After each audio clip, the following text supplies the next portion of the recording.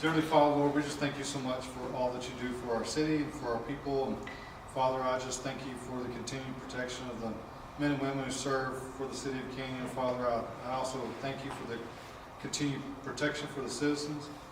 Father, help us as we make decisions for our city tonight, and forgive us when we mess it up. In Christ's name we pray. Amen. Put your right hand over your heart. I pledge allegiance to the flag of the United States of America and to the republic for which it stands, one nation under God, indivisible, with liberty and justice for all.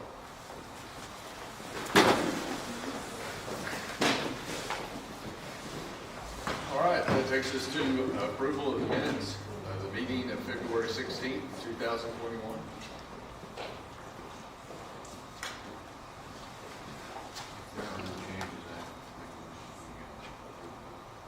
Second. Have a motion and a second to approve the minutes as written.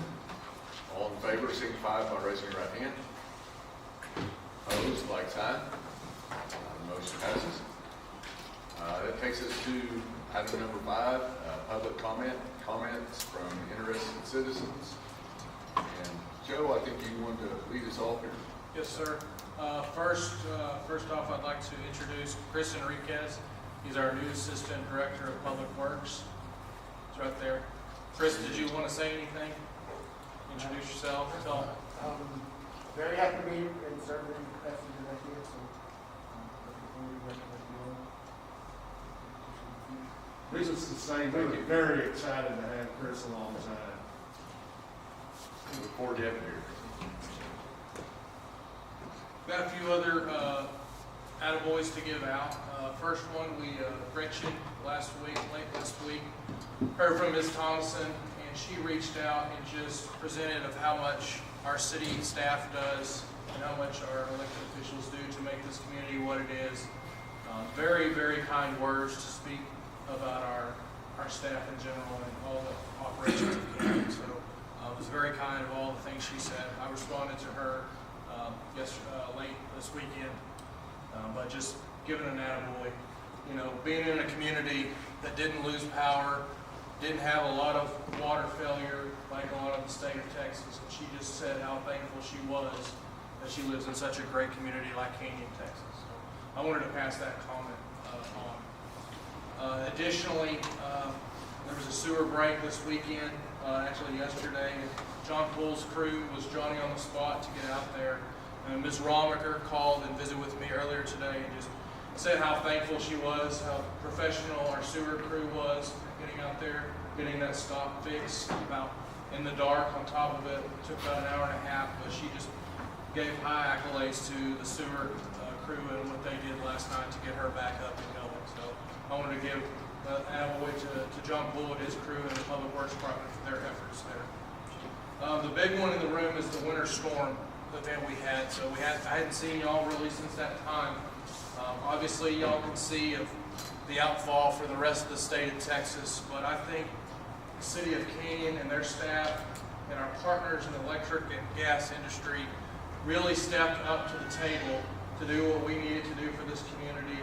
We had very few water breaks. Our water crew was out there, Johnny on the spot with those, but this staff made sure this city continued to run, and especially during we don't want to say the word again, unprecedented winter storm event. And I think we did it with class and with character, and I just want to give a massive thank you to the City of Canyon staff, to our citizens, to our elected officials for doing everything they did. And I just think it's been a great learning experience of what not to do other parts of the state, but we are extremely blessed to not be in the conditions that they are and not have a ton of line breaks, water breaks, and power outages. So I just wanted to extend that, being that that storm was such a significant event for our town.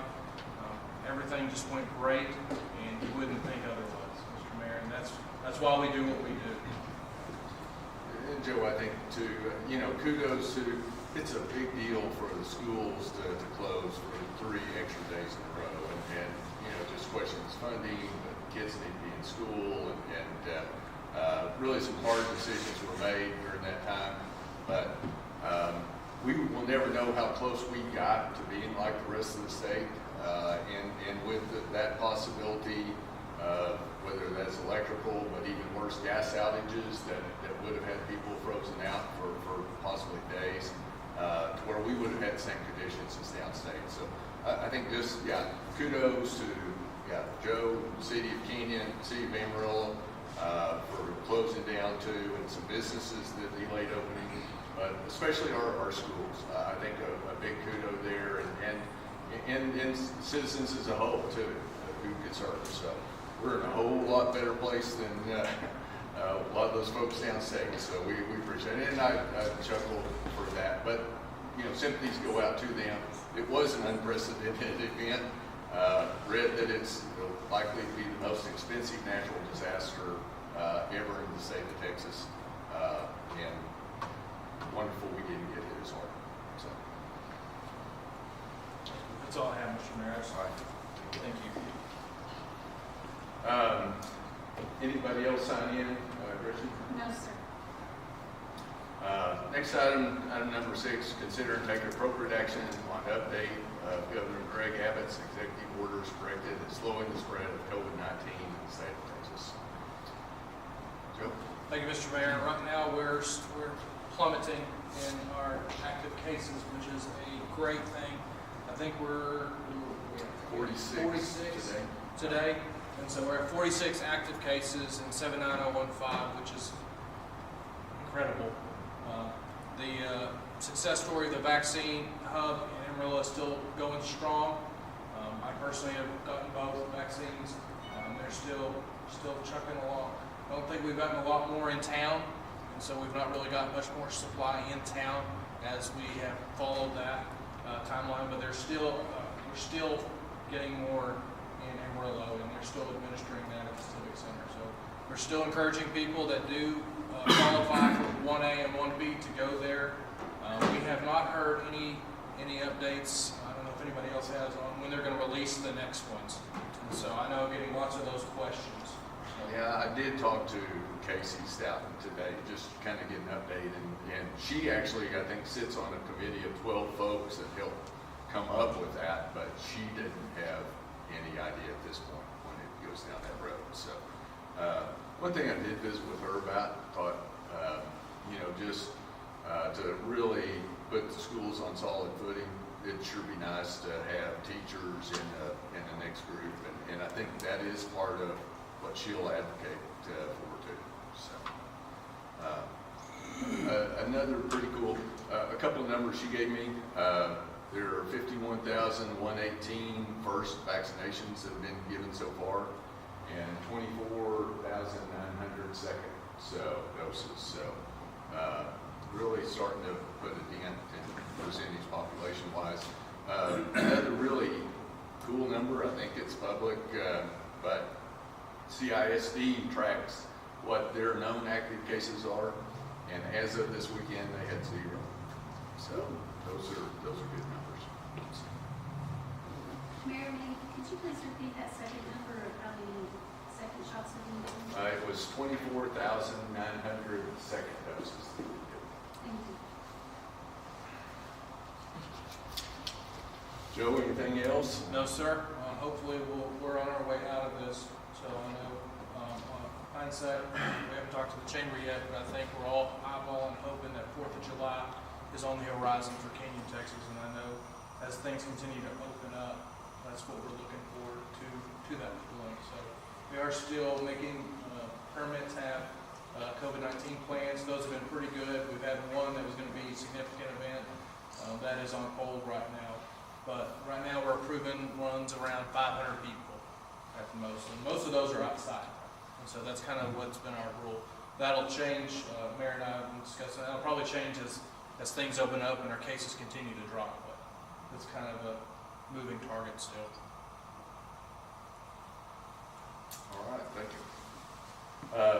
That takes us to item number 7, first reading of resolution number 08-2021, a resolution of the City Commission of the City of Canyon approving the project funding agreement between Seneca Creek LLC, a Texas Limited Liability Company, and the Canyon Economic Development Corporation relating to funding building improvements.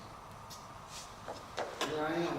I don't know how to describe you as Evelyn here, Dawn, but it's good to have you. There's no way to make that work. Okay, all right. We'll leave it there. So the CDC met February the 11th to discuss this project and had a public hearing. There was no opposition. This is a adaptive reuse of an existing retail space. We're going to make it into a small venue space. They'll be doing a catering kitchen, putting up walls, audio visual capabilities, logo branding, marketing, and updating the carpet bid. Projected cost is $50,000. We're in it for half of that, which is $25,000. This is our first reading, and there's no action required. Any questions for Dawn? All right. That's Thank you all very I much, have. Dawn. Thanks. Appreciate it. Okay, item number 8 is an update from Attorney Kelly Tidwell of Patton, Tidwell, and Culberson on Lone Star Dairy Products operational efforts. This also is a discussion only item. I do. Mayor, did everybody get the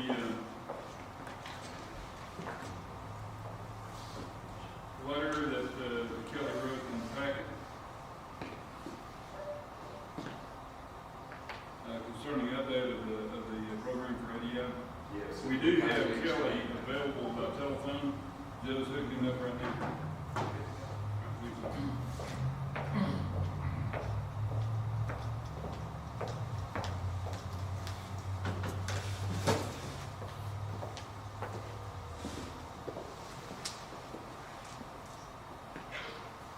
Kelly, Chuck Esser, we're here with the city commission, and I'm going to go ahead and let you update them.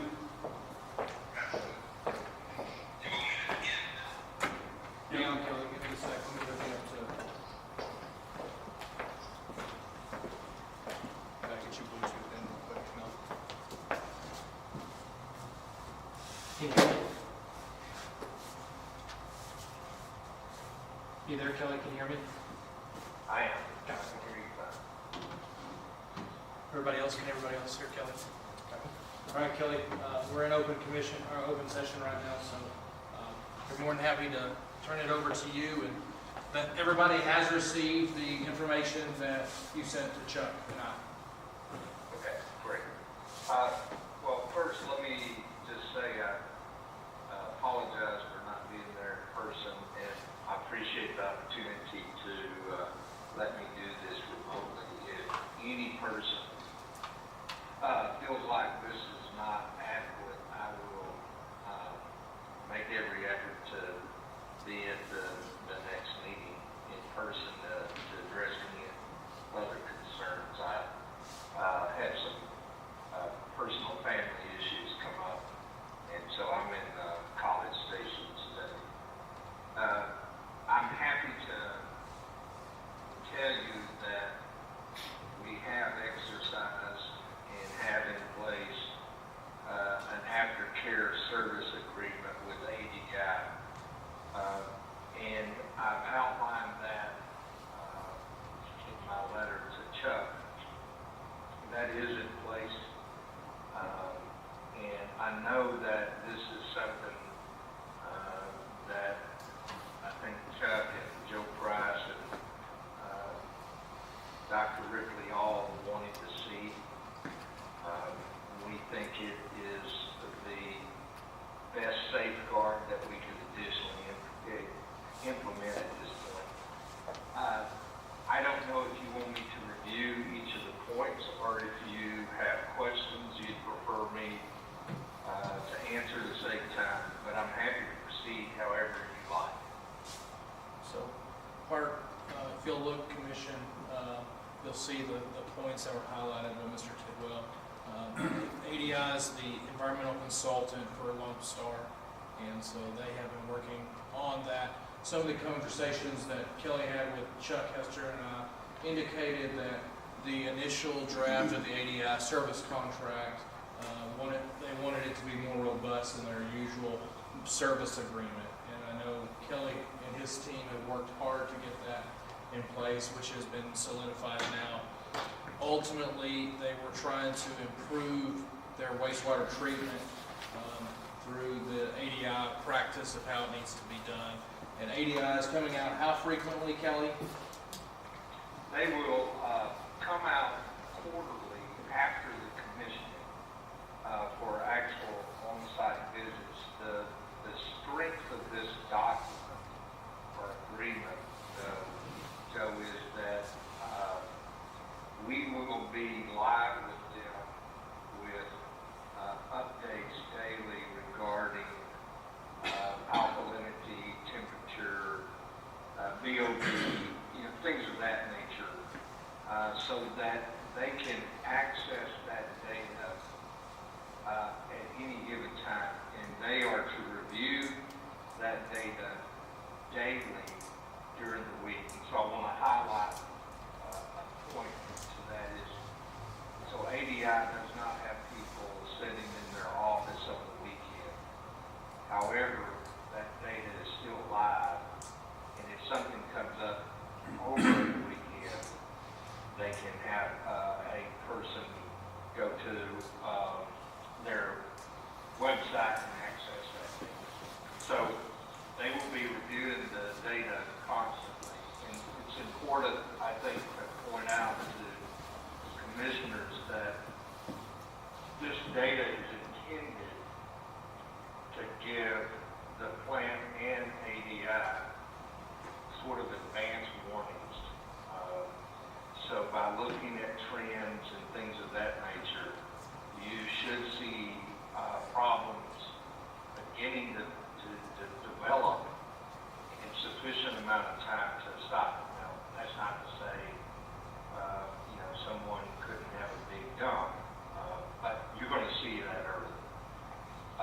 Their actual on-site visits were beefed up a good bit, and additionally, the oversight, daily oversight was beefed up as well.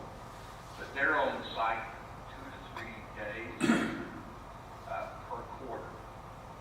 And in that instance, when they're actually on site, they are going to be reviewing the operations to make sure it complies with their written procedures.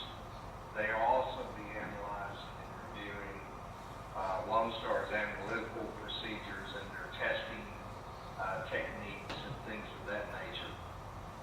After they come back from those quarterly on-site visits, they are to provide written reports. And if they have concerns, they are to put that in that report. So that's the monitoring that takes place. There's another added benefit that we negotiated and wanted to get, which is a set of written SOPs or standard operating procedures.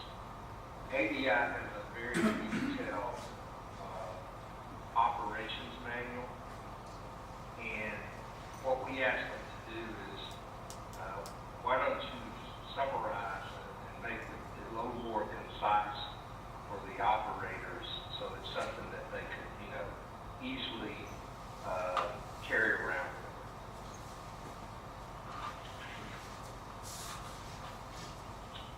Overall, Kelly has met with Chuck and I multiple times and given lots of details. Chuck and I will discuss that more, some of those extra details in a closed session.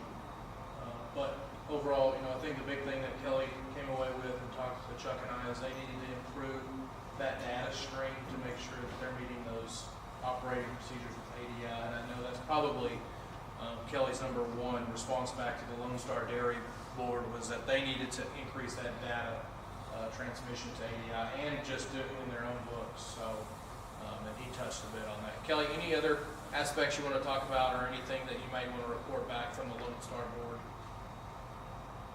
No, other than they were 100% on board with this, as was Tim at the plant, to have these redundancies built into the operations.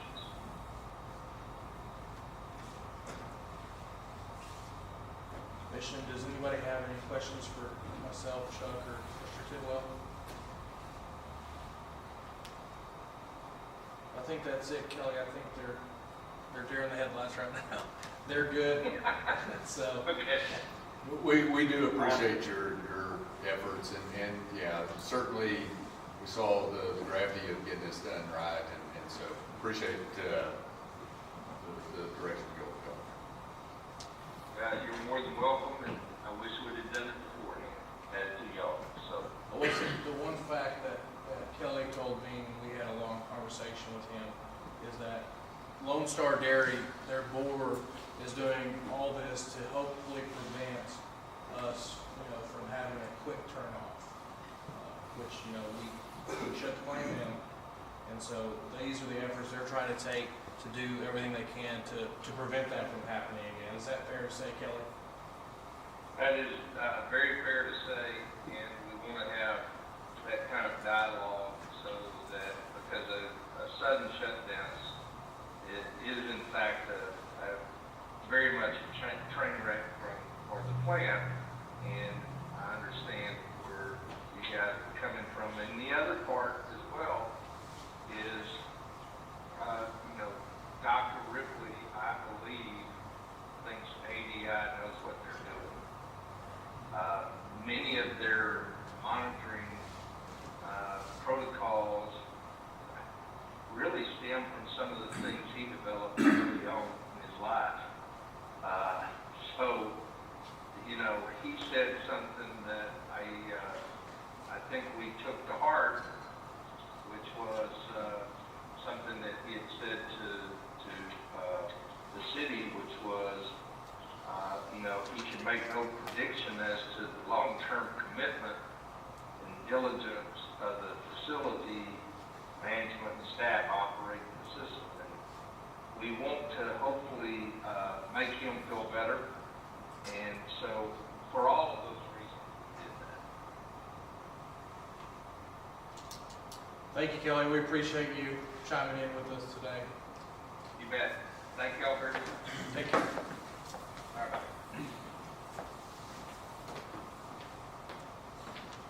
Pretty handy with this picture. Like I said, Mayor, we'll cover a little more of that later on in the meeting. All right, next item, number 9, consider and take appropriate action on acceptance of the Chapman Forestry Foundation Grant Award. Brian? Mayor, Commission, thank y'all. As it says here in this memo, last probably September, we started with the transformation of Conner Park. Took out 13 trees, replaced them with 24 trees total. This was a part of that. In December, where we applied for a grant and were approved for that grant, and after we got them all put back in, this grant pays for about half of the trees. So it pays for about 12, 13 trees. So it got a good portion of it taken care of. So it's a grant we apply for every year. Pretty easy to get. Texas Forestry Service comes in, make sure we do everything right. They know we do. We, out of the 10 years I've applied for it, we've only not received it one time. So it's something good to help us offset with other donations, our tree planting every year. Other than that, I guess we have to accept it. All right, well, it sounds good, and yeah, it's exciting the way Conner Park's starting to work. So we completed the irrigation project over there, so we're pretty much pretty well done. So I'm excited to see what that park goes into. All right, would entertain a motion to, I move that we accept a $2,500 grant check from the Chapman Forestry Foundation. Second. a motion and a second to accept the $2,500 check, Chapman Forestry Foundation. All in favor of the motion, signify by raising your right hand. Opposed, like sign. Motion passes. Thank you, Brian. All right, item number 10, consider and take appropriate action on the Canyon Police Department 2020 annual report and 2020 racial profiling report. Chief Rush. Good afternoon. Thanks for having me. Okay, so this is our annual report that we submit to y'all every year. 2020 obviously a little bit weird in the crime statistics business because everything went way down. We did have a couple of things go up. We only had two things really go up. Our Part 1 crimes went up, and our alcohol violations by minor category that we, for statistics that we keep, that went up. I don't really have a great explanation for why our alcohol consumption by minors went up, other than kids are kids. I don't know. The Part 1 crimes, as you look at the charts, you'll notice on the Part 1 crime chart that the big bump was in assaults. I think this came from a change in statewide or national reporting that we're required to do for our Part 1 crimes. Assaults jumped up quite a bit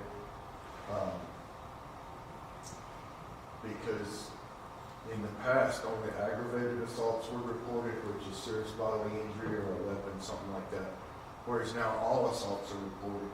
So we take a lot of minor assault, especially in family violence cases, that wouldn't necessarily be aggravated, but in this year's reporting they are. And that could be two difference in what statistics I was keeping versus what Dale was keeping. But we would have had an increase in assaults by reporting the simple assaults and misdemeanor assaults in addition to the aggravated assaults. So those were our only real increases. Chief, what about motor vehicle thefts? Like, in comparison, the last few years, like that, is that seems ridiculous? It is, are you talking actually stealing a car or breaking into a car? I was just looking at the Part 1 crimes and went from 5 to 16. Oh, okay.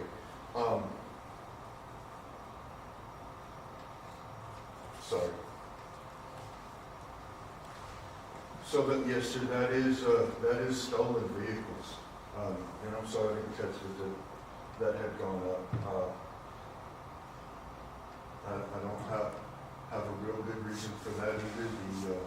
The big thing with stolen vehicles is most of the time they're stolen because people leave them running, run into the convenience store or run in to pay for your gas, especially during the winter months. But I believe most of those have been recovered. We haven't had a huge amount that are still outstanding. But I don't have a great reason for why that would be up in a year when fewer people were getting out and going to work in the morning and going to school. What any kind of specific ring or anything like that? No, so we haven't identified anything like that. Accept Sorry about that.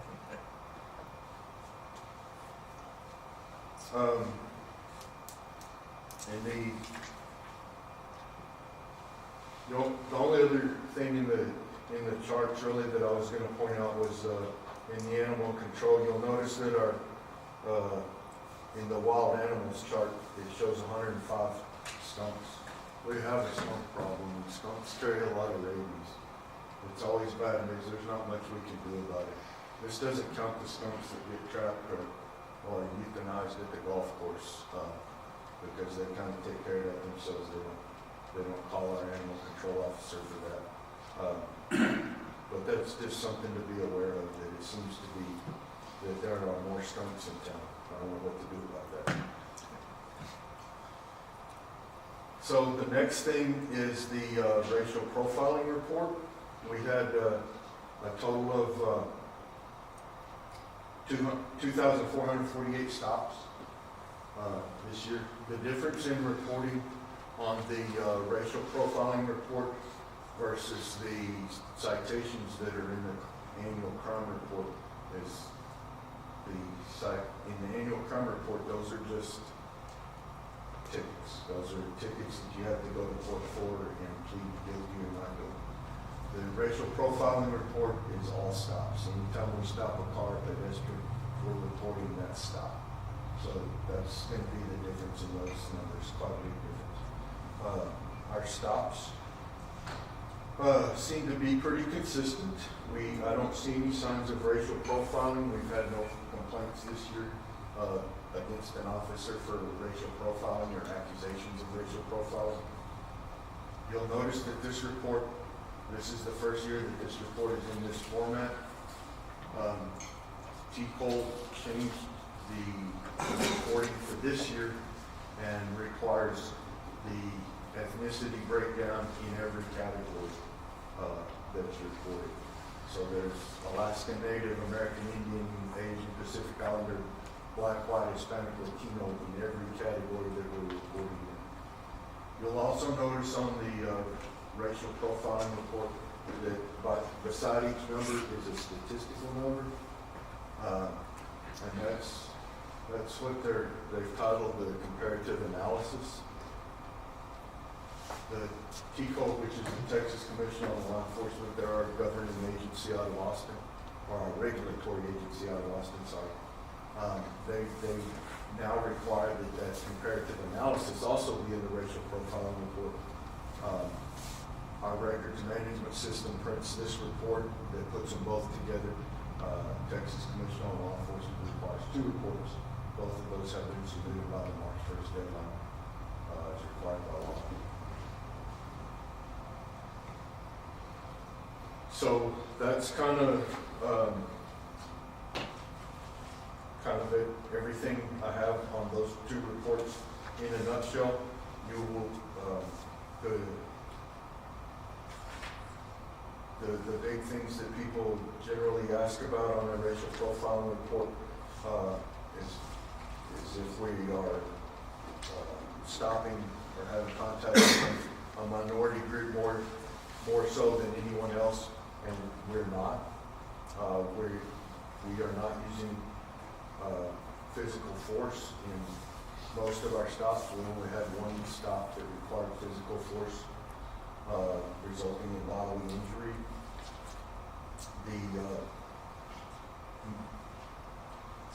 I could find the number, excuse me. Oh, it's on the very first page. Was race or ethnicity known prior to the stop? This is if the officer knows the person's race before they decide to stop them, and we only had 92 of those cases. There were 2,356 that they don't know. This kind of proves that most of the time the cops don't know who they're stopping before they stop them. They're usually not able to see inside the vehicle before they close. Are there any questions?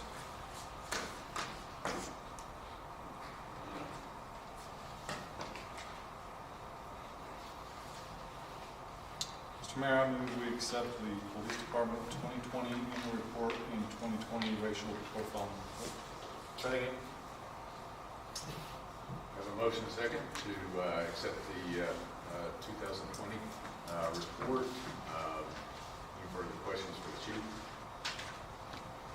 All in favor of the motion, signify by raising your right hand. Opposed, like sign. The motion passes. Good job, Chief. Thanks, John. I would like to add this. I came in April and I'm really happy to be here. I put that in the mayor's commission cover letter, but I wanted to say it again. I'm really happy to be here. Really glad to be the police chief in Canyon, Texas. Thanks very much. Thanks, Chief. Yeah, Appreciate it. Will you note recent rank changes quickly? Yes, sir. Recent rate changes.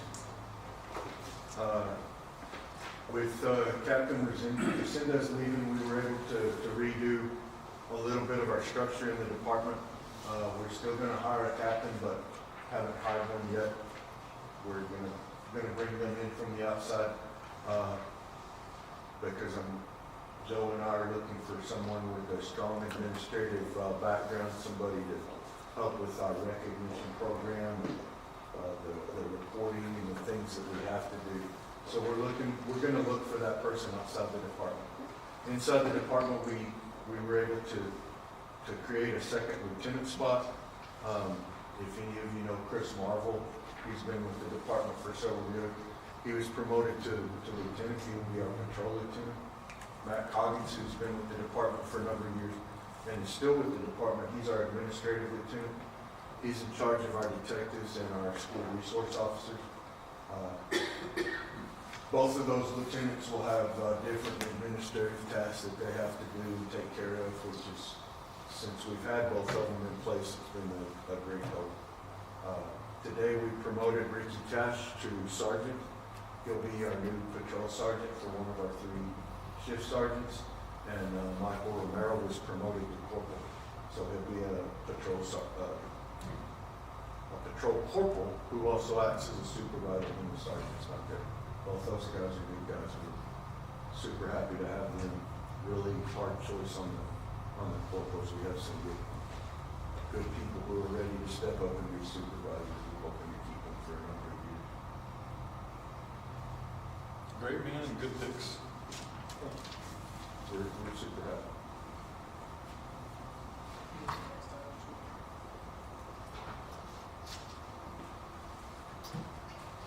Yes, yeah, while you're up, just we'll hit the next item. I don't know if you wanted me to sit down and come back. Yeah, that'd be great. You'll do an entrance or something? Next item is to consider and take appropriate action on request to accept the Axum quote and execute the contract for the purchase of 2 car cameras by the Canyon Police Department. Chief. Okay, thank you, Mr. Mayor. So,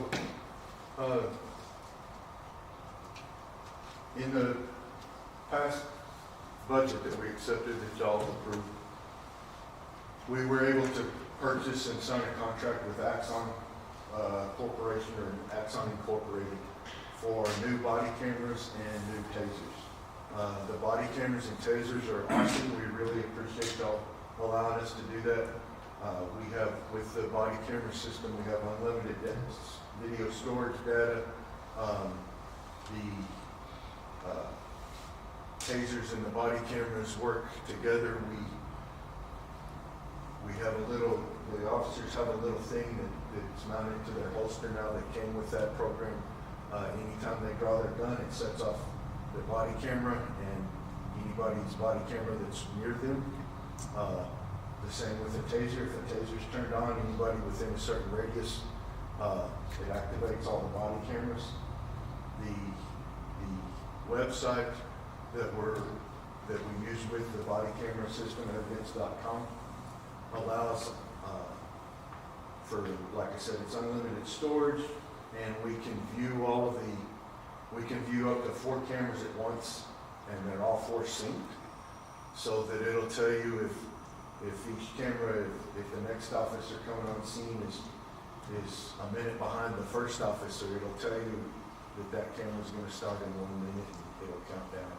Anyway, so it's a really good program, and we're really, really super happy with Axon, and pleased that y'all let us do that. Which leads me into this. Our car cameras are not Axon car cameras. The car camera system we have right now is Optrax, but we would like to begin a switch to Axon car cameras. This will sync all of our equipment. This puts all of our video storage in one place. It's on a very usable website. Incidentally, the website is what the Randall County District Attorney's Office is going to for case submissions. So we kind of fell into place there to be on board with that, because we would have ended up having to buy it regardless. So we got pretty lucky there. So we got 2 new cars this budget year, so we're just wanting two cameras for the 2 new cars. This is a 5-year contract. I'll be real blunt, Axon is proud of their equipment. They give nothing away for free. These camera systems, I used these when I was in Tulia. I'm a big fan of these camera systems. They operate well. They operate through the computer in the patrol car. They'll be the same. Weapon gets drawn or taser gets activated, it's going to kick on all the cameras around. We'll be able to view all the different cameras. The body camera will be synced with the car camera, so you're going to be able to view the different angles from the car and the body while you're hearing the same recording. It's all going to be time synced. The deal with the 2 car cameras is that the grand total price for that is $18,788.40. That's over a 5-year period. I'm asking for permission to execute a 5-year contract or to commit the city to a 5-year contract. Our first year payment is going to be $6,404. Sorry, that's a lot for us. And then every payment for the remaining 4 years will be $3,096. At the end of 5 years, those cameras will be replaced by Axon. This comes with unlimited data for the car cameras, complete warranty. Anything goes wrong, they fix it. I have to buy car cameras. I'm asking to buy these because I prefer these. If we can buy the Coptrax cameras like the ones we already have and have them installed, if we do that, it's not going to cripple us or anything. Those Coptrax cameras, the cost for this year would still be around about $7,000, and they're going to have a 2-year warranty, and we're just going to use them till they aren't usable or until we can replace the whole system. We kind of thought if we could start a gradual change with the cars, it might be a little easier to swallow the big 10-year deal at $450,000 that y'all did for us for the body camera.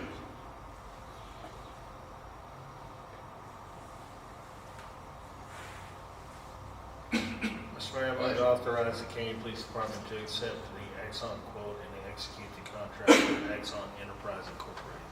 Second. Have a motion and a second. Is there any further discussion or questions for the chief? All in favor, signify by raising your right hand. Opposed, like sign. Motion passes. Thank you. Thank you, Chief. Thank you very much.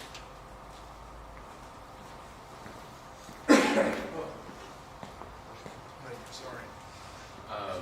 Next item, item number 12, consider and take appropriate action on January 31st, 2021 financial report by Finance Director Joel Wright. Joel? Mayor, Commission. Got a financial statement for you for the month ended January 31, 2021. This is 4 months, or one third of the year. At this point in time, we had total assets in the general fund of $6.9 million and unassigned fund balance of $6.2 million. And just keep in mind that by March 31st, we collected about 9% of the property taxes. So the cash position at this point in time is just about at the peak of the fiscal year. On the revenues, the schedule of revenues and expenditures for the general fund, again, property taxes were at $2.6 million. Sales taxes, $956,000 at this point. And if you look right behind that schedule of revenues and expenditures, there's a supplemental schedule that I've been providing for you that shows a month by month sales tax receipts over the past 5 years. And so you can see how we're tracking so far this year, each month being higher than the corresponding months in prior years. May I make a note? If you look October 2020 all the way through today, and they're January, every one of those has been a record month for those preceding months and those preceding years. So I think we're still at 30% in the first third of the year, which is outstanding. So Still benefiting greatly from the changes in being able to collect on online sales. We have another finance director in Panhandle, John Jennings, at the Perryton. He puts together an analysis for all the counties in Texas Panhandle. And finally, in January, I believe this last month, just about every county in the Panhandle is up significantly in their sales taxes, except those communities that have significant oil and gas. They're still struggling. But just be thankful that we're here in Canyon. We're very diversified, and so we've been able to experience that increase in sales tax throughout the past year. So a little bit different scenario than some of our kind of neighbors to the north and to the east. Back to the schedule of revenues and expenditures. At this point in the year, we're at total revenues of $4.9 million, total expenditures of $3.5 million. And I want to explain a little bit. This is a comparison budget, and so look at those categories. The public safety appears to be over budget, and the reason for this is the way I present this. It's an allocated budget. I just take 1/3 for the number of months, so you're seeing 1/3 of the budget. The timing of when we make cash disbursements isn't that consistent. So there's several expenditures that we have paid at this point in the fiscal year. It's just being allocated out month by month in the budget. Several annual expenditures, some loan payments, also communications agreement with Randall County. We paid 2 payments, 2 quarterly payments on that. So that skews that a little bit. There is, in that category, there is some line items that are over budget, and that has to do with payout of accrued compensated time for captain percentages. Of course, we don't budget for that because we don't know what's going to happen, but when it does happen, we have to pay out that accrued compensated leave. And so that has pushed those line items over the budget. But overall, the reason for that appearing that way is due to the timing of those expenditures. Overall, a net increase in the general fund balance of a little over $1.5 million as of the end of January 2021. Just go quickly through the debt service financial statements of the debt service fund. We were at total assets of $651,000 and have collected $394,000 property taxes for debt service. And again, that's to fund the debt service payments on the 2016 general obligation loans.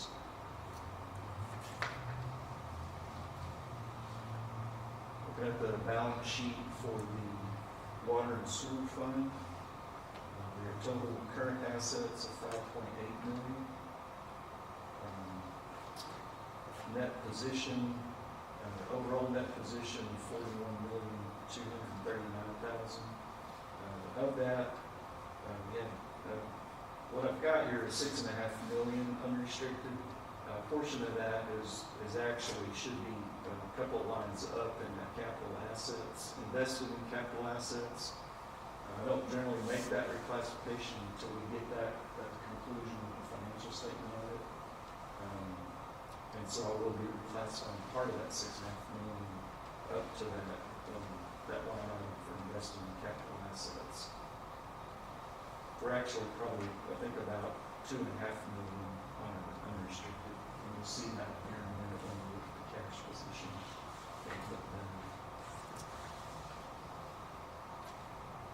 On the schedule of revenues and expenditures and changes in that position for the water and sewer fund. At this point in time, we were at $3.2 million in total revenues, which was over budget. Total expenditures of $1.4 million, under budget at this point in time. Overall, a net change in that position of $1.4 million increase in that position.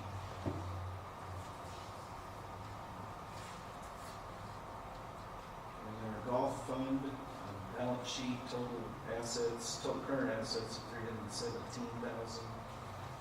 Net position of $1.2 million loss, and that's cumulative. We'll be knocking that down some before the end of the fiscal year with transfers from general fund and utility fund, budgeted transfers.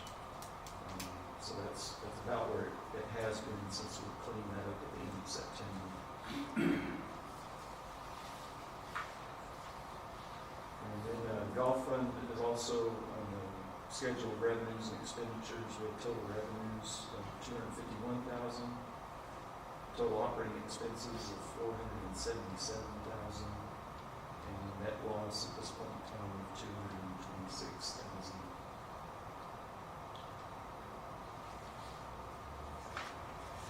That's an overview on the financial report. Do you have any questions on that?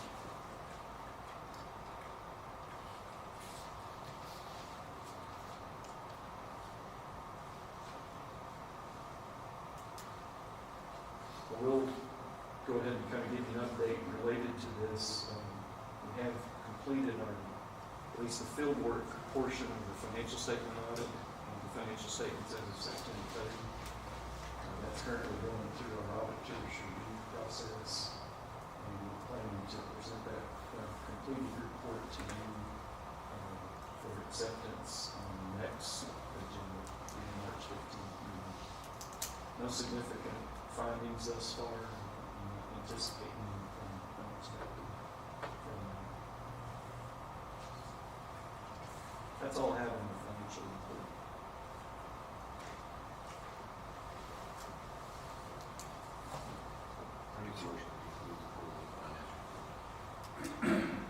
Second. Motion second to approve the quarterly finance report. All in favor, signify by raising your right hand. Opposed, like sign. Motion passes. Mayor, may I confirm who will be the second, please? Cody. Robert?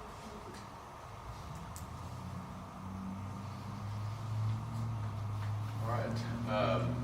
Item number 13 is to consider and take appropriate action on the January 31st, 2021 investment report by Finance Director Joel Reiner.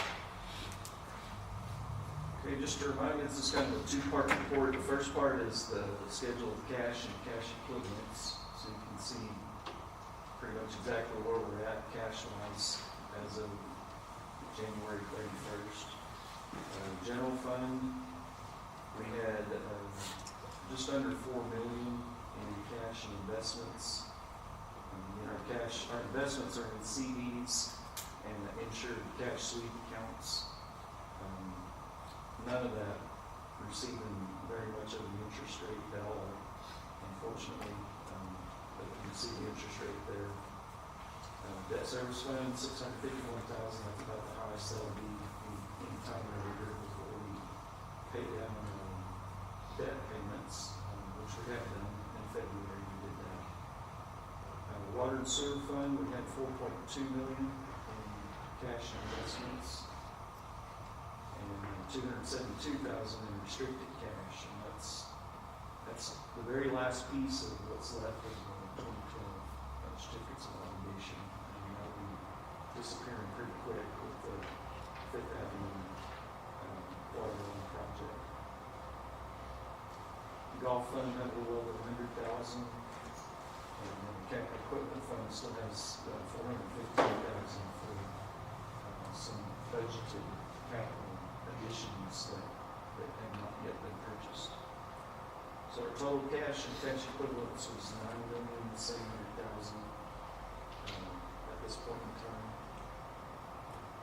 At the end of that report, toward the bottom, I will take that cash balance, subtract out anything that we know is obligated or reserved, and compare that to percentages or benchmarks, both high and low, for in accordance with our fund balance policy.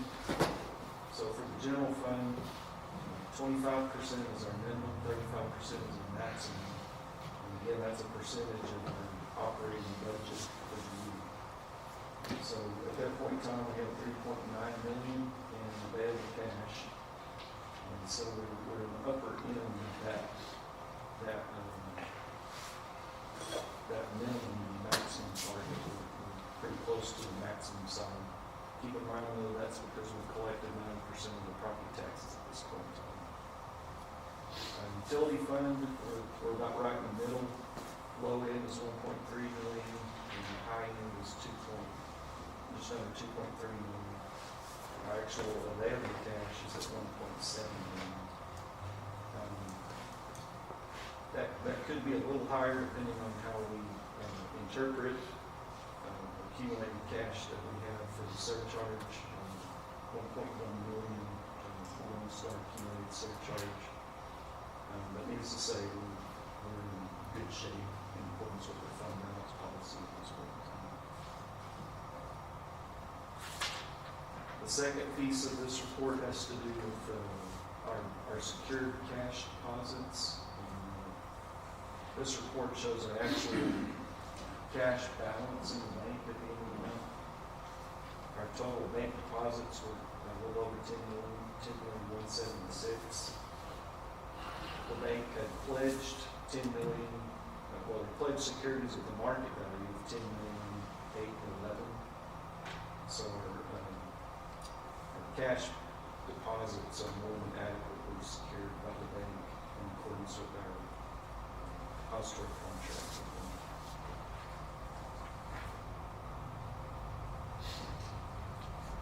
And just to give you a brief update on that, since I'm talking about banks, we are in the middle of a depository contract.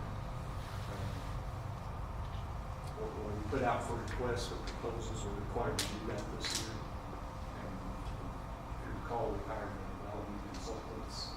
We've been walking through that process and invited banks to put in their applications, and have actually received one of those already. So that'll be coming before you in the next couple of months. We'll continue. Any questions on that investment report? We've really tried to hammer on the cash reserve policy commission. Joel and I talk about it on a regular basis, so we've been trying to get that built up as much as we can. It was one of the highlights that the commissioners wanted to improve upon, and so Joel and I are still trying to hitch that up a little bit. Joel, you mentioned the Corona Relief Fund. If you recall, we applied for Corona Relief Fund grant back in October, and we received $180,000 automatically, which is 20% advance. We submitted 2 submissions for reimbursement on that. And what we qualified for was reimbursement of our public safety compensation expense, so that the fire department and the police department. We've actually received reimbursement for the second request, and that netted against what we had already received of the original 20%. So that wasn't a very big payment. That's a kind of $28,000. But we have another $580,000 submission that we have outstanding. Kind of been going back and forth with them in the review process, but it looks like, from what I can tell on the website, that that's review's been completed. We're just waiting to make that payment. So that's done through the Texas Department of Emergency Management. That's somehow tied into Texas A&M. So got my Texas A&M to get there. Any questions on that? It's kind of that'll help us reserve positions when hadn't planned on, hadn't budgeted for. In the cash reserve policy page, Commission, if you're on PDF page 82, one of the things that Joel and I have been talking about a lot lately is the Lone Star penalty. You'll see it since February 1st, 2020, 674. That's a liability. The contract agreement, if they do meet their obligations, could be refunded to them.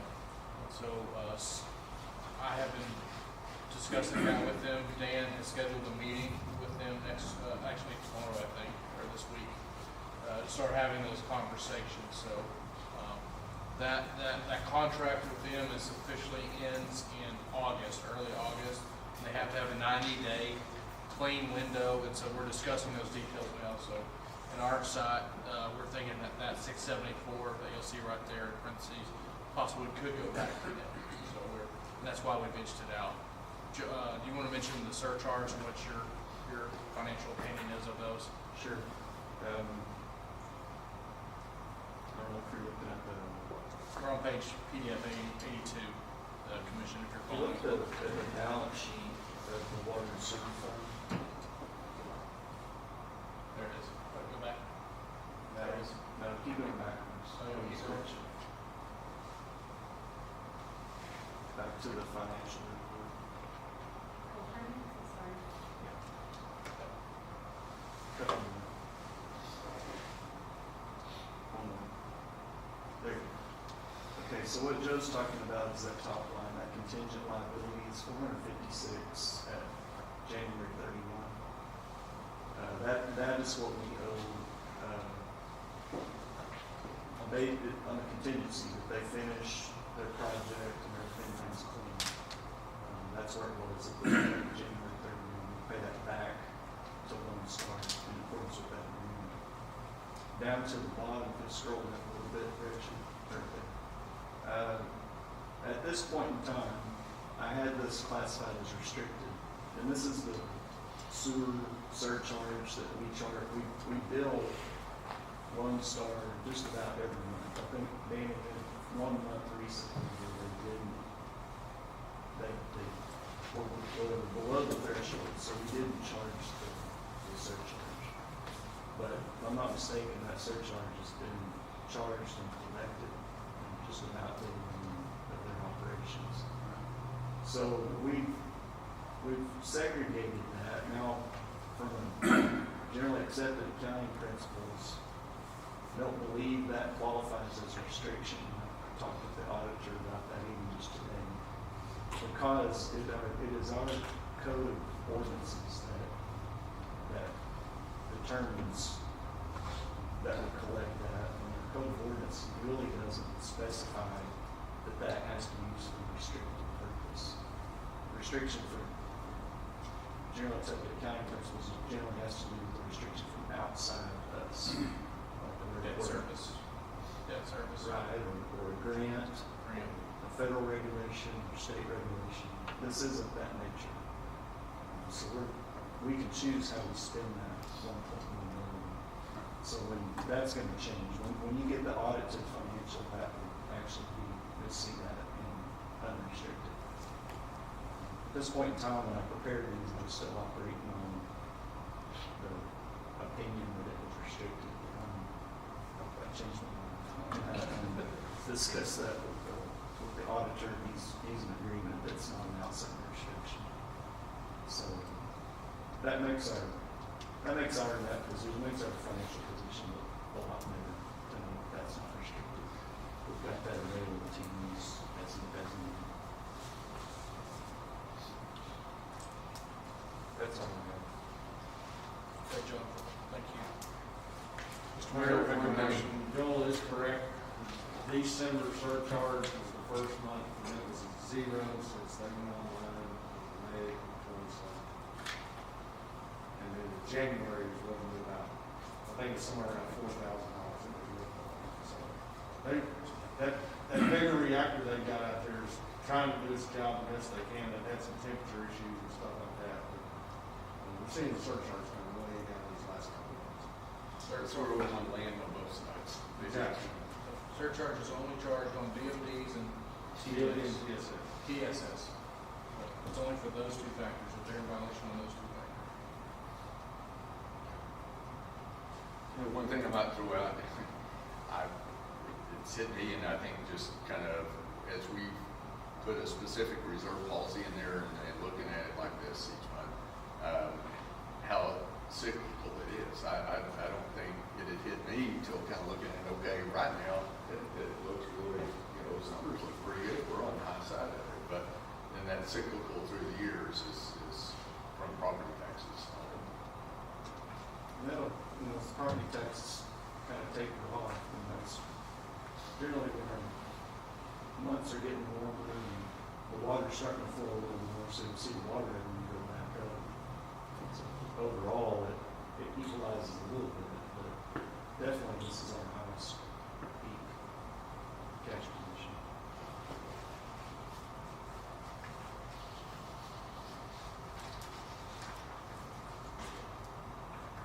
I make a motion to approve quarterly investment report. Second. Motion second to approve the quarterly investment report. All in favor, signify by raising your right hand. Opposed, like sign. Motion passes.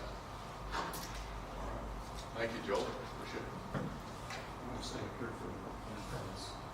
You don't want to leave and come back in like Steve wanted to? Okay, item number 14 is consider and take appropriate action on fleet master equity lease agreement and fleet management agreement with Enterprise FM Trust and Enterprise Fleet Management Inc. to include approval of funding and authorization of city manager to act on behalf of the city with regard to all required documents. Chuck and Joe both.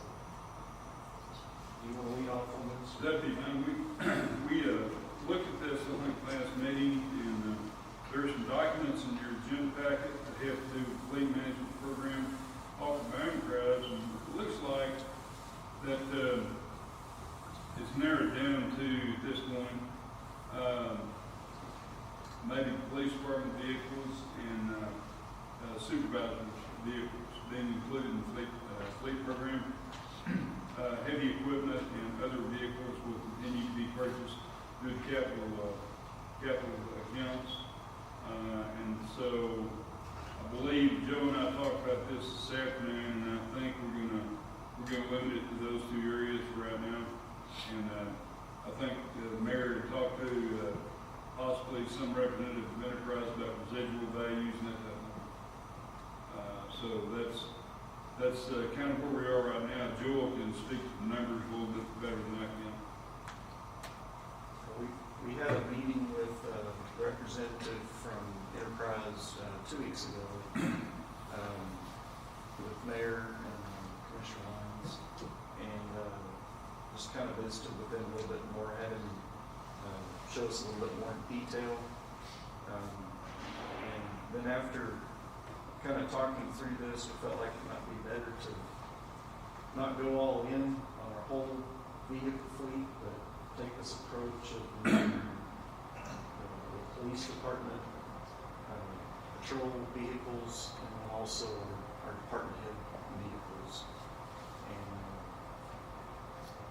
And in addition, I just want to make it real clear, we don't intend to do away with that capital equipment fund by any means.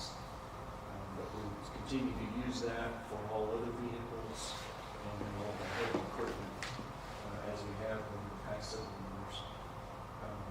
But begin using this to replace those patrol vehicles and hopefully grow that fleet a little bit in the near future. And then the reason for doing it with using this program with the department head vehicles is they're generally just driving straight pickup. It doesn't have a lot of equipment added to it.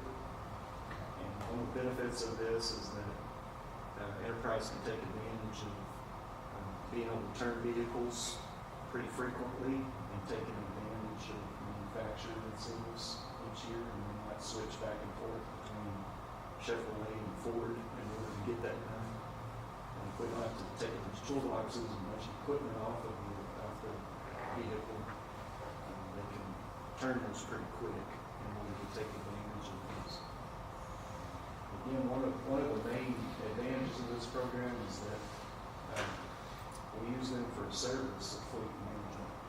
And help us identify the vehicles that we need to trade and to get the best return on these vehicles before we drop them, before we begin to drop them.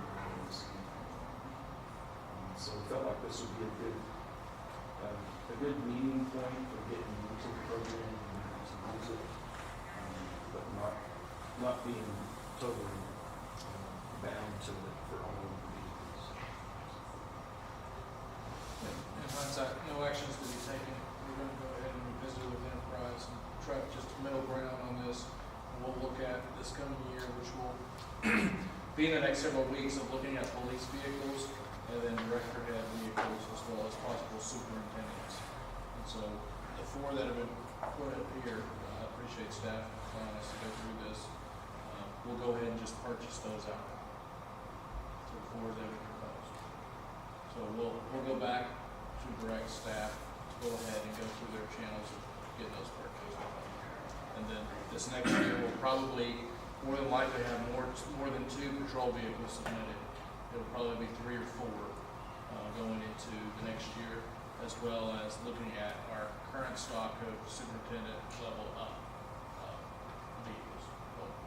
The majority of our stock for the rest of the utilities and public works and all that will just be bought outright. So I know some of the comments that have been made is that once you're all the way in with Enterprise, you can't get all the way out. You know, if you're full tilt in with our 50 to 70 vehicles that we've got, it's hard to get out. This is kind of a middle ground between that of what we thought we could do. Mr. Mayor, do you have any thoughts? You know, I might throw out, and I did have some concerns, and you know, and I think really have a lot of confidence in Joel and Joe keeping an eye on it, but concerns. I've seen other leases where the residual value might not come in at what it was supposed to do on the contract or what you're projecting. And, you know, one thing that Joel's thrown out too, I think they're pretty confident in those numbers on the residual value, but that to keep us as a customer long term, they've got to do their best to try to. So in some lease contracts, you're just kind of out there on your own to sell it for whatever, you know, on that price or so. But on this, they should be working for us to get the best value for that residual to keep us on as a customer too. So, you know, I think that's your helps me to people down the road. So. It's a pretty competitive market. Is there a lot of other companies offering this service? I'm sure there are others, but I don't know of anybody that does it to this volume. I think they really target the small governments and school districts and counties and cities. They really target, that's one of your target markets, is to send that type of food. Personally, Cody, I haven't seen any others offering this. I'm sure they're out there, but I personally have not seen any, because I know Joel had some contacts. I think you said Yellow House had it. And we knew Pampa had it. And you and I talked about Potter County, and so there's several out there that have this. But I can't think of any other ones unless you can. I'd actually have a lot less heartache if there was, you know, some other competition out there, because they kind of, you know, they're going to drop the price, and in 5 years, what do we do? We're, you know, if you have 3/4 of our fleet stuck in an Enterprise, it's kind of hard to undo that. That'd be my fear. And I'd love to hear what both the chiefs think about those types of vehicles, or if they have any heartache about that. We've not had that talk yet. We don't have enough information Gotcha. to work from yet. Gotcha.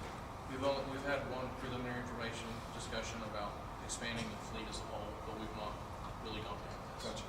We're kind of like Gary said, we were testing the waters on this to see if this is right for us. And I know Gary had the same concern that you just mentioned, and I know Paul had some of that same concerns, because once you're in, you're in. So the one retort that they gave us on that is they've not had a customer back out yet. So I was kind of surprised by that. I think this model, though, we're not going head first in. I think this is kind of a middle ground. If we did want to leave that agreement, it's pretty easy to to back out of the agreement. You know, we'd have to buy out the vehicles and such, but it would be easy for us to exit at any time if we ever decided as an organization to do such. Gotcha. Do you agree with that, Chuck? Is that pretty much what we decided? So we would recommend no action at this time, Mr. Mayor, on this item. Let us bring it back here. Ben. Thank you, Joel, so much for your work on this project. Yeah, thank you for putting up with my questions, sir. Sure.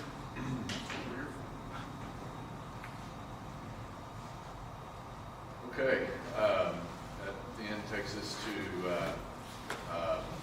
item number 15, to consider and take appropriate action on resolution number 10-2021, resolution of the City Commission of the City of Canyon, Texas, approving the negotiated selection of an engineering firm to provide services for the 2021-2022 TXCDBG program. John? If you remember back to February the 1st, we had a city commission meeting, and we adopted a resolution where we went in an interlocal agreement with PRPC to help us manage this grant, the TXCDBG program grant, and it's going to be some water main replacement. We've got some surveying to do and some other things we need to do along that, but we're moving along with that grant application, that process. What we need is an engineer to be involved with that process. PRPC took care of our advertising. We advertised, published in the paper, received responses. In this particular grant, we received responses from 3 firms. Those scores are included in your packet. Those are the 3 firms that submitted proposals to carry out the engineering services for this grant. We had a scoring group made of 4 staff members that went through and graded those. And you can see from scoring, the top scoring team or proposal was from Brant Engineering. And so at this point in time, what we would like to do is recommend that PRPC and the city will be working together, be authorized to enter into an agreement with Brant Engineering to take care of the engineering services associated with this grant. Any questions on the grant or that scoring process, how we got there? The scoring criteria is set by our PRPC representative. She sent us the scoring sheets. We sent her back our scoring sheets, and she tabulated these, and that's the scores we ended up with. We went over this project last time, trying to replace water on to the west of 23rd. It's in the 19th Street area. Basically, kind of behind Ranch House Cafe. Yep. In that area is what we're talking about. Eric and his team have really tried to get rid of all our 2-inch and get up to 6-inch, and this is another part. And so we'll have to get out and survey this area for low moderate income.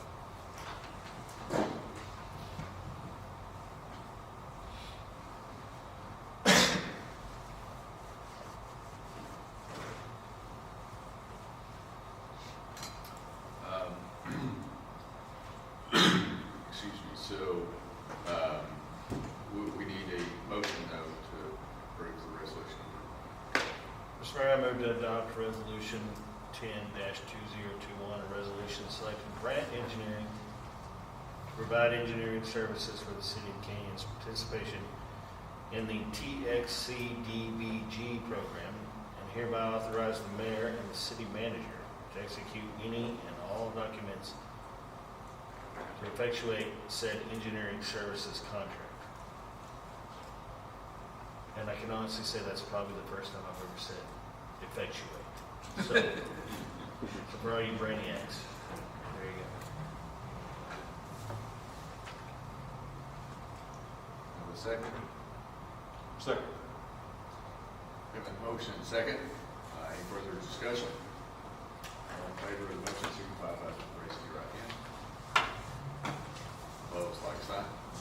Motion passes. Okay, next one, item number 16, consider and take appropriate action on resolution number 11-2021, resolution of the City Commission of the City of Canyon, Texas, approving the negotiated selection of an engineering firm to provide services for the 2021 TXCDBG Downtown Revitalization Main Street Grant Program. Sean? It looks like the same thing, but it's not quite the same thing. It's a second grant. It's through the same program, but this is specifically associated with downtown. If you remember last year, we applied for this grant. It was larger. It was $500,000 last year. And we applied for both alleys on the east and west side of the square to be revitalized, which would have replaced our infrastructure there, placed some more infrastructure in the ground, and really clean all that up and concrete those alleys. This year, that grant is down to $350,000. So what we've decided to do is we want to go ahead and apply for that. And this year, we will just be working on the alley on the east side of the square and moving forward with that. This is a grant which, again, will have some socioeconomic scoring involved with it.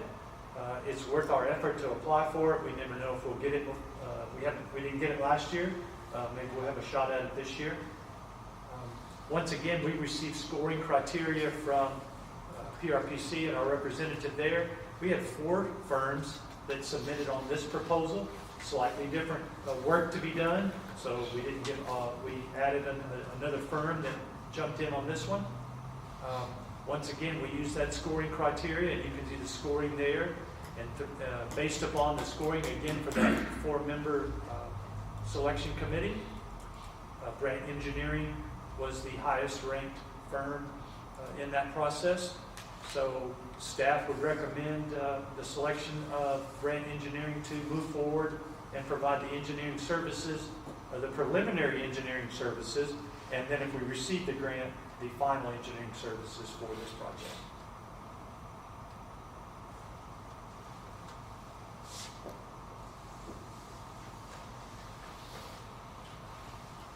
Mr. Mayor, I'll move that we adopt resolution number 11-2021, a resolution selecting Brand Engineering to provide engineering services for the City of Canyon's participation in the Main Street program, and authorize the mayor and the city manager to execute any and all documents to effectuate said engineering services contract. Second. We have a motion and a second to approve resolution number 11-2021. Further discussion? All in favor, signify by raising your right hand. Opposed, like sign. Motion passes. All right, item number 17, is consider and take appropriate action on bids received for seal coating 2021 project. Sam? Thank you, Mayor. Well, here we are again, our annual street maintenance project. Except this year, if you'd like to scroll down to about the 3rd page under the memo, there's a map there kind of showing the areas and the streets that we're going to do. And you'll notice kind of a hole right there in the middle around City Hall and around what I call the Central Business District. Well, there's a reason for that. This year we've decided we're going to try something a little bit different. Rather than just have a chip seal like we've done in the past. Sorry, I took this off. We wanted to try something a little cleaner, a little more presentable. You know, in the business district, we're having foot traffic, and I think you all know how the traffic's increased in the downtown area anyway. So, Dwight and I've kicked around for several years now. We want to try to employ this microservice technique.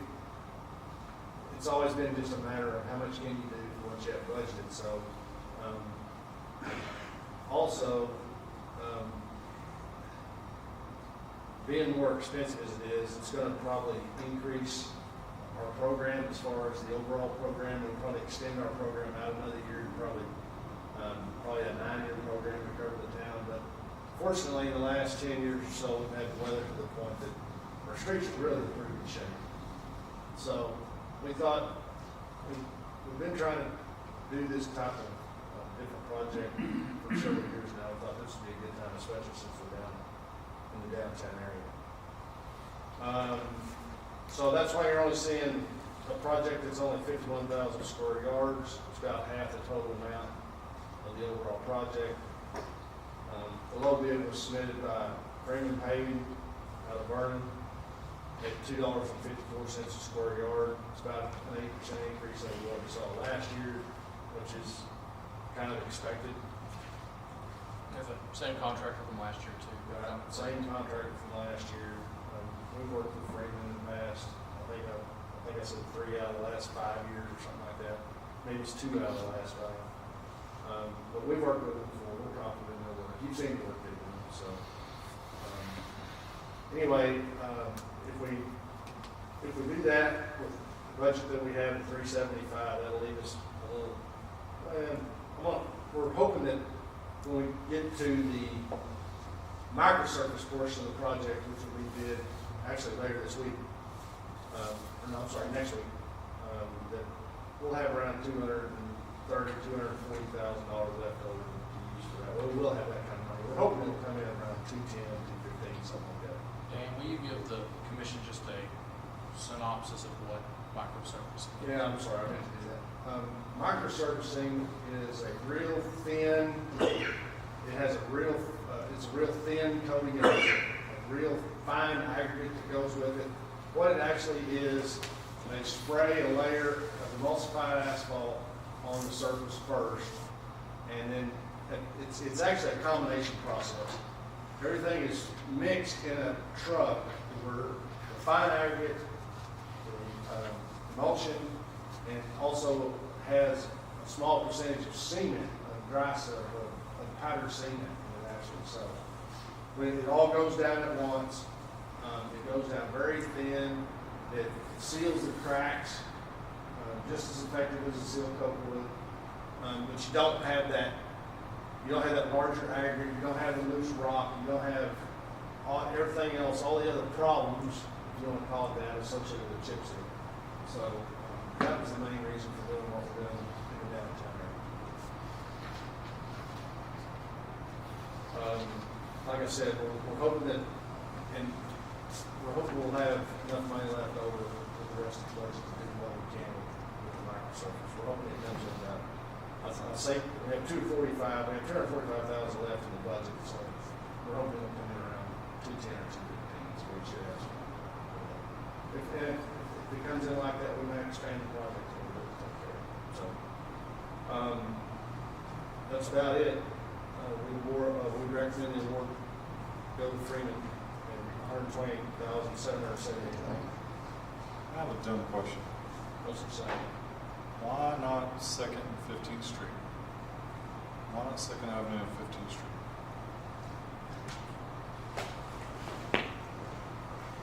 Good question.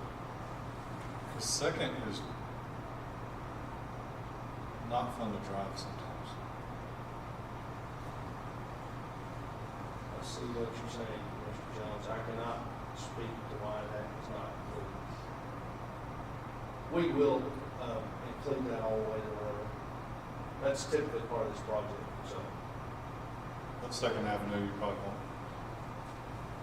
I guess my main thought on that is, if you look on 15, between 6th and 7th, that's also blank. I think we're going to use 15th kind of as our test case for a high volume of traffic on the microservice. Gotcha. And, actually, I'd probably take the 2 blocks that you see on, so it'd be 16th and 17th, between 2nd and 3rd. Probably move those over east.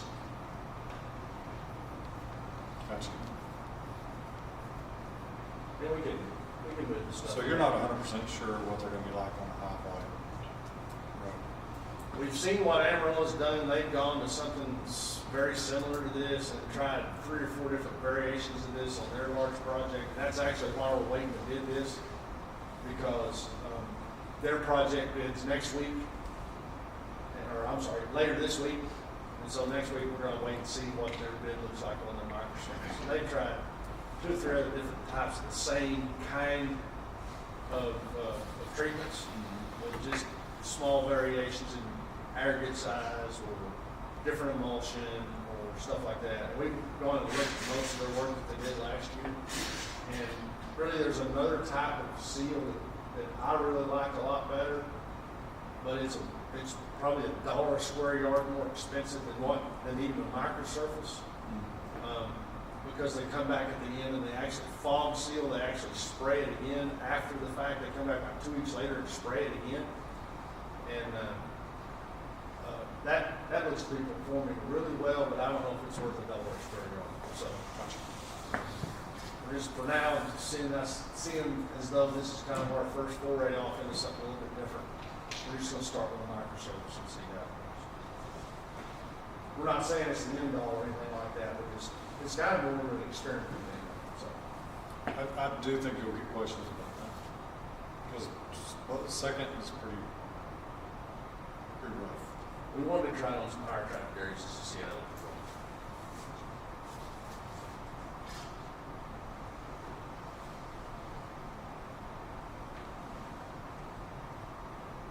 Mr. Mayor, I move to award the bid for the 2021 seal coating project to Freeman Paving of Vernon in the amount of $128,778. Second. Got the motion and second. Is there any further discussion? All in favor, signify by raising your right hand.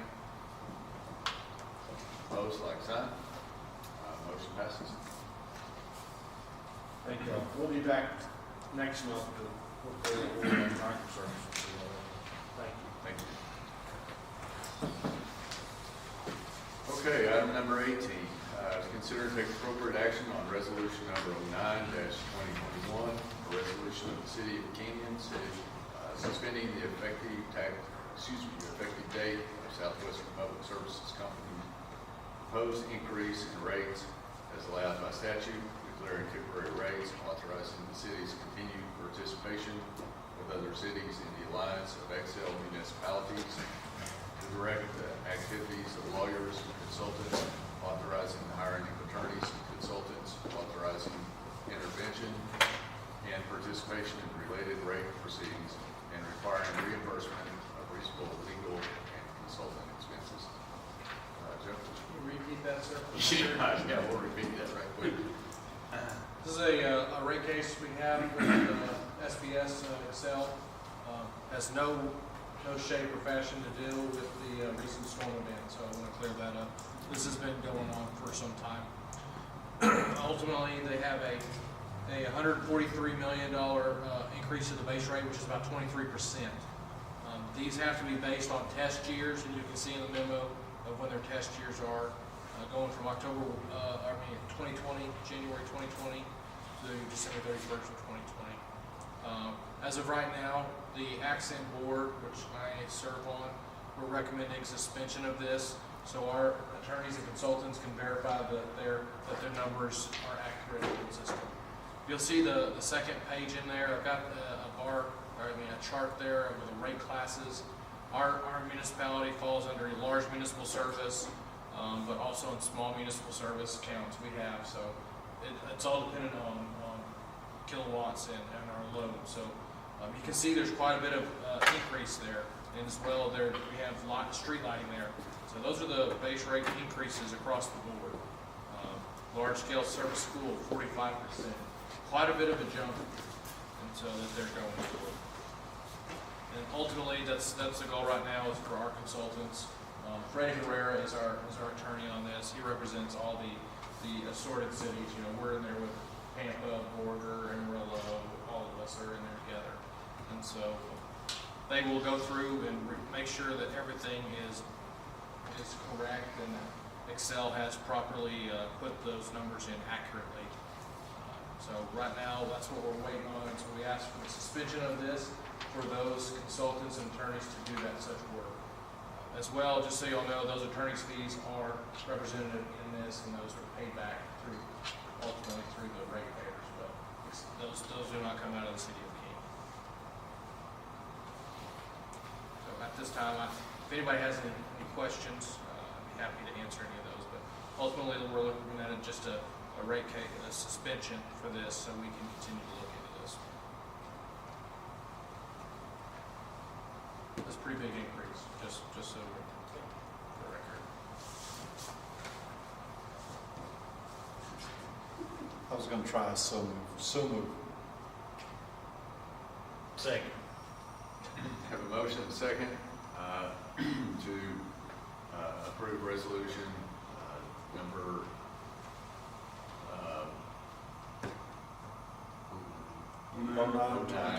2021, excuse me, thank you. All in favor of the motion, signify by raising your right hand. Opposed, like sign. Motion passes. Cody, I'm sorry that it took extra long for us to speed up the process. That's okay. Glad you didn't make me read it. All right, item number 19, consider and take appropriate action on authorization to certify incumbency of city engineer in connection with inspection of public improvements and subdivisions. Chuck? Thank you, Mayor. I'm going to pass this out. This is kind of an example of a template of what it looked like. Didn't make it into your agenda packet, but the purpose of this is to go along with our subdivision agreement. There's never subdivision where any kind of public improvements are dedicated or constructed or dedicated, then we are going to require a development agreement to be executed with the developer, the landowner. In connection with that, city engineer, when he works on the city project, is going to be the city's design engineer and will take care of contract administration. But in the context of working for the city, doing inspections of the development, the developer has his own design engineer, contractor working on the development. The city engineer, according to Schedule C or Exhibit C of our development agreement, will conduct the inspections at the request of the city. But in doing so, he'll be acting as an appointed official of the city performing governmental functions. So this goes along with Schedule C of our development agreement to make it very clear to everybody involved that the city engineer, when he's performing this function, is performing a governmental function, i.e. inspection, and has no responsibility for the design or construction, because the city engineer has no control of the contractor or how the project is designed. The city engineer will make comments and recommendations, but those comments and recommendations will be made to city staff. And the city staff will deal with those comments and recommendations. So this goes along with what we tried to formalize a little bit more in the development agreements that we're executing with developers. It applies both to developments within the city of Canyon and ETJ developments. We've got a slightly different version of the development agreement for each type of development. Makes a difference if you're developing within the city or if you're developing within the ETJ. So anyway, what we're probably going to do is, and this is just an example of what that might look like, is just go ahead to have the city manager and city attorney certify the incumbent engineer on a case-by-case basis as these agreements are executed by the city and developers. Because some terms and conditions of these agreements will be slightly different, depending on the development.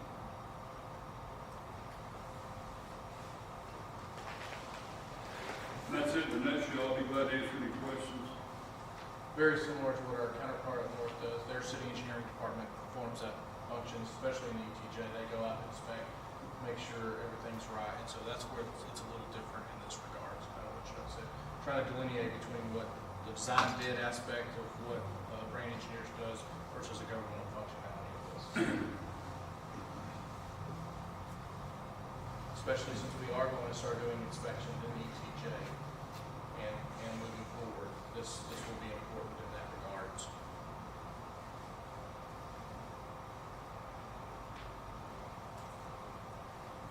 Any other questions for Chuck or Jill?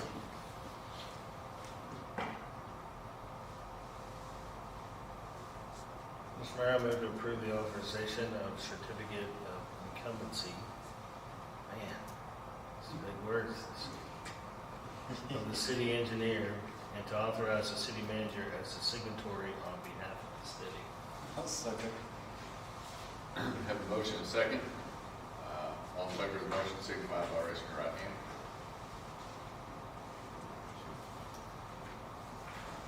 Opposed? Same sign. Motion passes. All right, with that, it's 6:15. That takes us to the exec session pursuant to 551.074, board appointments, planning and zoning commission, 551.087, economic development negotiations, 551.071, consultation with attorney, and 551.072, deliberations about real property. The commissioners will move over to the city hall at this time. So, Mayor, if I may, I have your dinner out there.